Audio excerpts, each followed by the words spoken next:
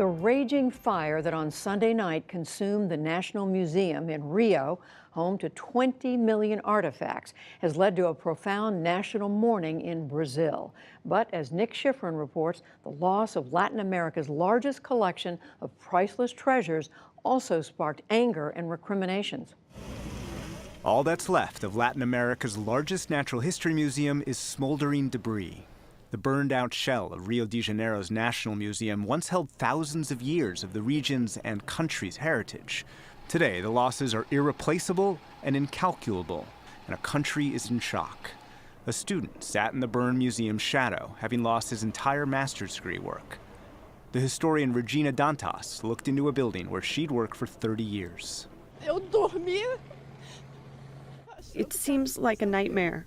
I went to sleep thinking it was a nightmare, that I was going to wake up. She couldn't continue. She called the collection unrecoverable. The blaze started Sunday night and engulfed the museum. 80 firefighters battled for 6 hours, but nearby hydrants didn't work, and they failed to save a building where Brazil signed its independence from Portugal in 1822, and that was once home to Brazil's royal family. I just saw a piece of my history, the house of the Brazilian Empire on fire, becoming destroyed. I see the history of my country becoming ashes. It has no price. I'm devastated. Inside these walls were millions of artifacts. As seen in the old museum handout video, Latin America's preeminent collection of Egyptian mummies, including one from 750 BC and a statue from 1500 BC. Countless American indigenous artifacts, from masks to a 1,200-year-old funeral urn. The dinosaur Maxicalosaurus, whose excavation took 10 years. And 12,000-year-old Luzia, the oldest human remains found in the Americas, whose discovery challenged the basic understanding of how and when humans migrated. Today, museum workers managed to save some items, providing hope that more could be salvaged. And one of the world's largest meteorites, on display since 1888, survived. But the fire's aftermath matched the national mood, a symbol not only of sorrow, but also dissent. Thousands of residents stormed the museum gate. Police used pepper spray to keep them back. They marched through the streets and accused the government of negligence and losing countless royal artifacts, including from the family of João de Orleans and Bardemca. It could have been avoided with a minimum cost, especially compared with the money thrown out by the Brazilian administration. Are there guilty people? Of course there are guilty people, and they must be punished. This is symbolic of lots of problems Brazil is facing right now. Paulo Sotero directs the Wilson Center's Brazil Institute and says the fire is a metaphor for a public sector that's failing to deliver.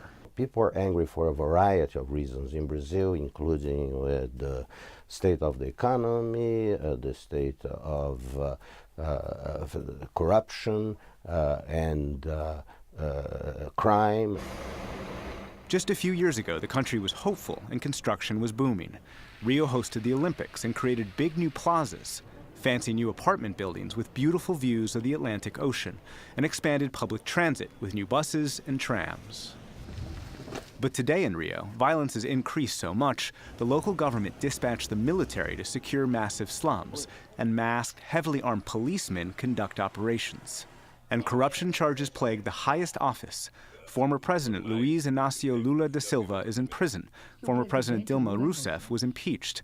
And current President Michel Temer stands accused not only of corruption, but also failing to fix core issues. The country got itself into an illusion that it did not need to address its fundamental basic problems of economic management, of fiscal management to confront those issues. And the museum failed to address its own deficiencies.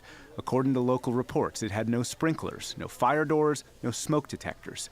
The government must do more, said museum director Alexander Kellner. It's necessary for all the authorities that have the resources, specifically the federal government, to help the National Museum put its history back together. We've already lost part of our collection. Brazil can't lose its history.